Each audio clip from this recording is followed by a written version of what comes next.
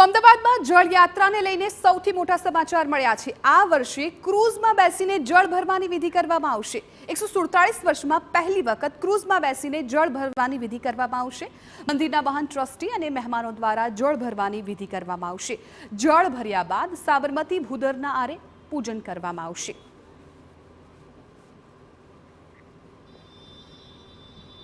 રથયાત્રાનો પ્રથમ પડાવ એટલે જળયાત્રા। જળયાત્રામાં આ વખતે એક ઐતિહાસિક ઘટના બનવા જઈ રહી છે, જેમાં સાબરમતીની ઓળખ ગણાતી, સાબરમતી નદીની ઓળખ ગણાતી સાબરમતી રિવર ક્રૂઝ, જેમાં સવાર થઈને મંદિરના મહંત દિલીપદાસજી મહારાજ, મંદિરના ટ્રસ્ટીઓ તેમજ જે પણ મહેમાનો આવશે તે તમામ મહેમાનો સવાર થઈને 108 કળશમાં જળ ભરશે। સાબરમતીના પવિત્ર જળ ભરવામાં આવશે અને આ જ જળ ભર્યા બાદ તેનું જે પૂજા વિધિ કરવાની છે તે સાબરમતી નદીના આરે પૂજન કરવામાં આવશે અને આ જ પવિત્ર જળને મંદિર પરિસરમાં લઈ જવામાં આવશે અને ભગવાનનો જ્યેષ્ઠાભિષેક કરવામાં આવશે। કેમેરામેન તૌસીફ મલિક સાથે જિગ્નેશ પટેલ, TV9 અમદાવાદ।